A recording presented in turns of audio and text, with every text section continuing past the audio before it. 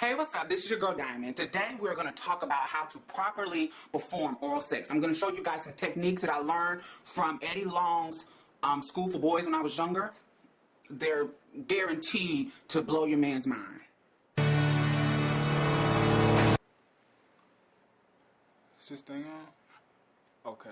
Sorry, subscribers. Sorry, I know you want to hear your lesson from Superhead over there, but we got better things to talk about. And it won't be that. What type of raggedy BET production is this? YouTube, get it together. I don't know what's going on. Yada, yada, yada, blah, blah, blah. Okay, I'm cutting you off now. And bye. So, like I was saying, Little Brother channel today. My topic, my show. Tune in. Hey, what's up? This is your girl Diamond. And this is my little brother. Oh, okay. What's up? And we are here to talk about, me, him, and our relationship, and how me being transgendered and all of that affected him and our relationship and all that kind of good stuff. We hope that this kind of helps any other siblings in this, very specific situation. So, how do I want to start? All right. So, here's yours. That's all going to be. So, how do we want to start? All right. First off, let's start off about. Let's talk about how it was growing up for you with me pre-transition. Pre-transition, you mean like backstage? Backstage. Yeah. Well, any stage that you remember. That's all I remember. So any stage you remember. It was kind of like, since we're so spaced out in age, it kind of was. I didn't really know. I knew you were different, but I didn't really know the cons, I believe, or the bad of it.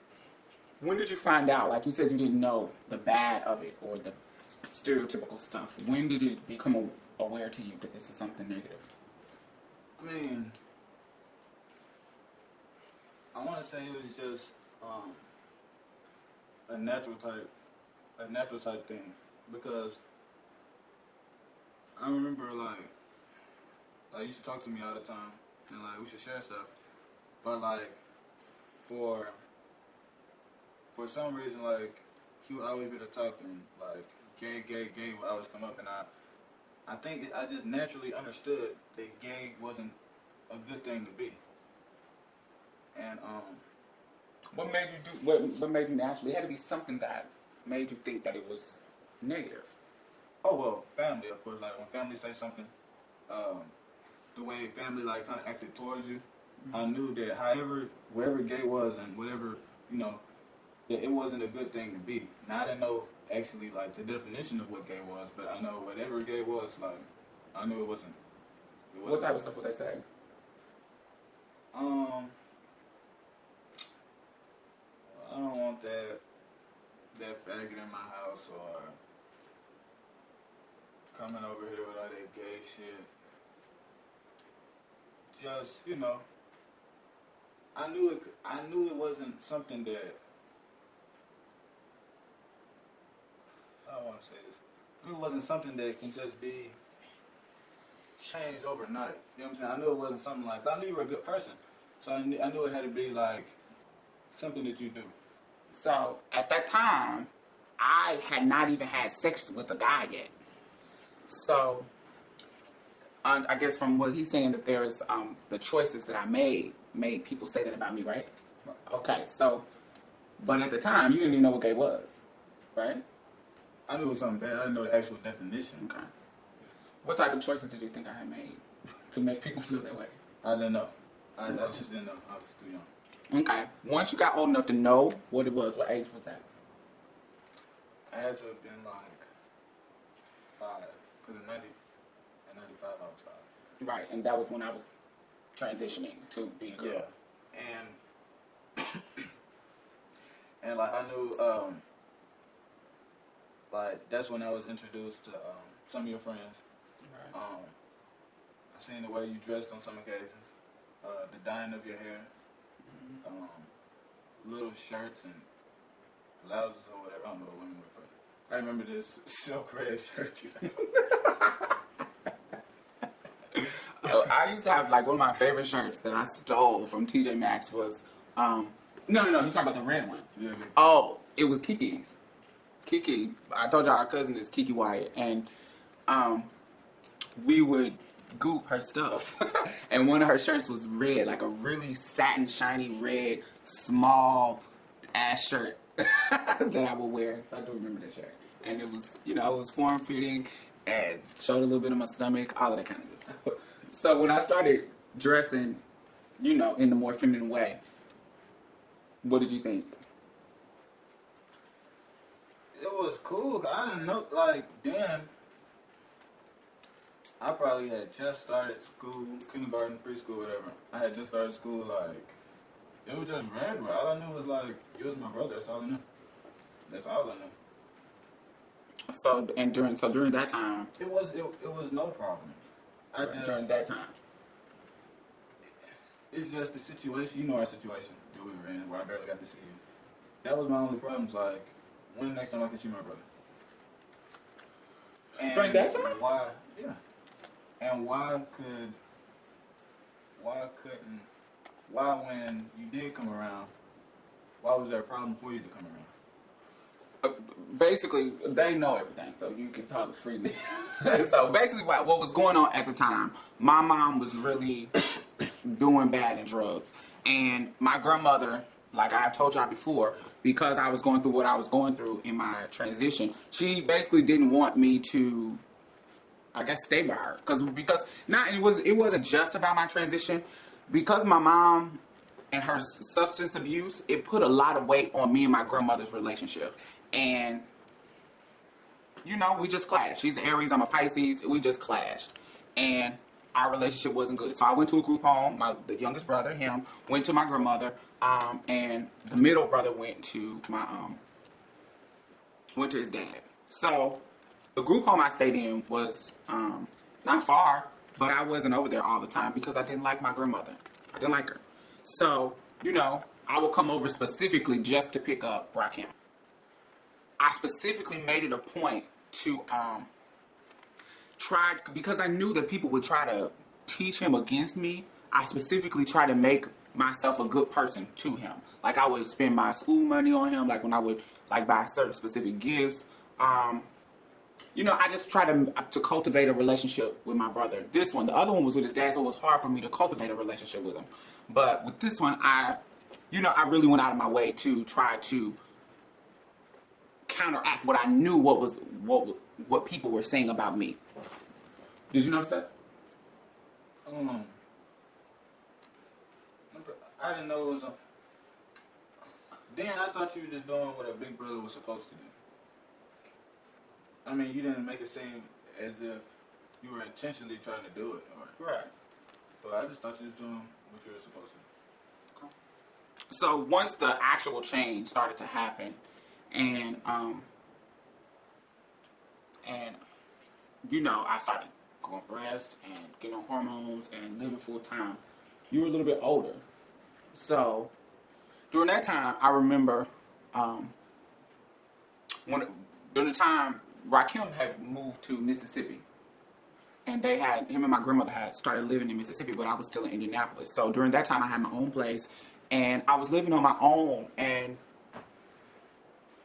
I didn't have to worry about people's opinion. I had my own place, own job, own everything. So my life was really, I guess, selfish in a sense, but it was supposed to be. I was an independent. I was on my own, so I was doing my thing. I did not think about how what I was affected other people until I moved to Mississippi, and that was during. So what?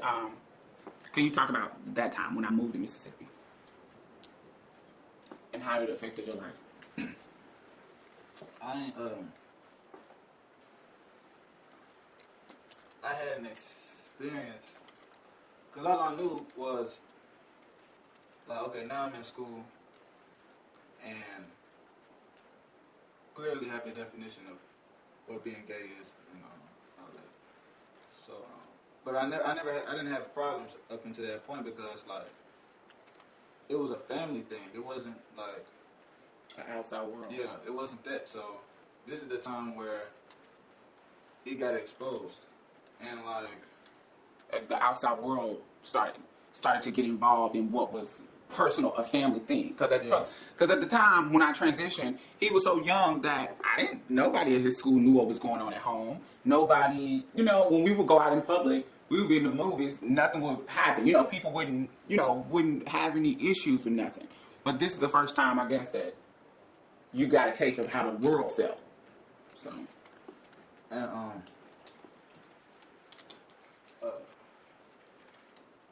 it just was a different experience because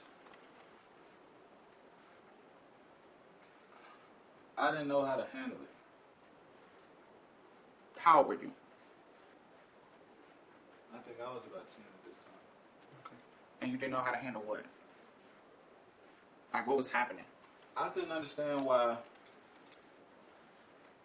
I could love you and find you as a good person, but other people couldn't. Like, don't even give you a chance, just automatically, like, run from you, like you were just contagious. And tease me, even though it's not me, but tease me because I'm related to you, or you know what I'm saying? Or we live in the same household. And it was just different. And it hurt to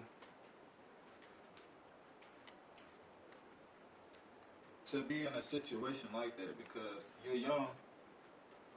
Of course, you're going to have peer pressure and stuff like that. And it almost makes you want to disown the people that you love. It will almost make you want to do that.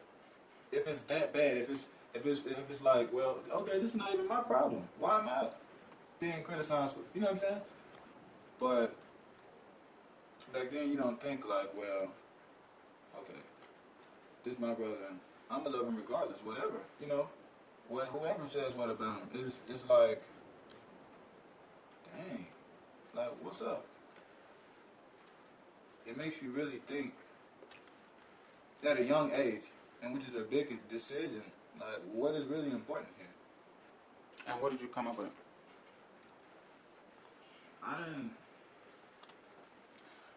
Basically, so I can give them a more detail. For me, from my perspective, I moved to Mississippi and I was Diamond. I was living my life as Diamond. I had been through high school. High school was over. I had been living my life as Diamond, and now I'm moving back with my mom so I can end up going to school and, doing what I need to do. But now that I'm coming to this small town in Mississippi, it was very small, and I'm learning that people are at his school teasing him about me. People will come to the house, adults will come to the house just to see what I look like, just to see me. And they would never come visit before, my mom would say. But they would come just to see what I look like because it was getting around the town that there was transgender, but they wouldn't call it that, in the cities, in the town. So now they teasing him, and it put me in a position because now my life and decision to live how I feel on the inside is affecting a 10-year-old school. They're teasing him about me.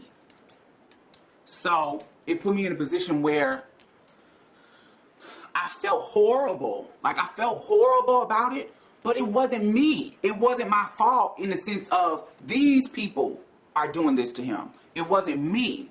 Yes, it was because of me. So that part of, I guess you could say, is my fault. But I should be able to do what I want. This is my life. This has nothing to do with him. This is me. Tease me. If you're going to tease somebody, tease me. That's how I felt. So it got to the point where I couldn't do anything.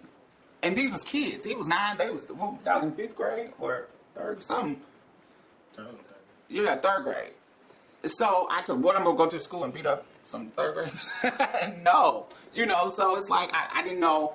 It was one of the hardest moments and saddest moments for me because I loved my brother. I loved my little brother, and I didn't want to, I didn't want him to go through what he was going through because of me. Yeah, that was my question to you. Like, seeing like the pressures that I was facing, how did that affect you and your sexuality? I had to come to a decision. It was a selfish decision, I have to say. The feeling, let me say this, the feeling of being who I am is not a choice. The feeling of being attracted to men, the feeling of feeling like I'm in the wrong body, all of that was not a choice. I did not choose that. That just came naturally. The choice is choosing to live this life. Do you feel what I'm saying? Choosing to buy girl clothes, wear girl clothes, and live the life as a woman. That's the choice. Yes, that is a choice. That part. But the feeling, no. That part is not the choice. So I had to say, look, I love my brother, but I cannot live for the comfort of you. Do you feel what I'm saying? And it's harsh in one sense, but it's real in another sense. It's like, it's like these down low men living in the closet because they want to please all the rest of the world, whether it be their mama, everybody else. I can't be that. I have to be me. You feel what I'm saying? And I knew from my life, from when I was 10, 13, 14, that when you get older, you're going to learn that motherfuckers, that's them. That's their problem. It's not me. You feel what I'm saying? Because I'm still a good person. And I knew that. And I said, this is something, in my mind, I was like, this is going to make him a better person. To me, that's how I thought then. And me and mama talked about it. So I was like, this is going to make him a better person. Even though I hate that he has to go through this, but I can't change me. This is my life. This is what I'm going to do. This is not a phase. This is not anything. I wasn't as advanced as I am now. But, I was transitioning. I was doing what I needed to do to get better and better at what I was doing.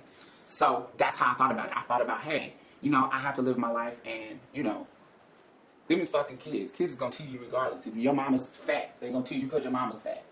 If you mix, they're going to teach you because your mama's white. Your daddy black. Or, it's something the kids is going to find you teach you. So I felt like it was teaching you character and not to give a fuck about people. Which is what I told you at the time. Don't give a fuck about them.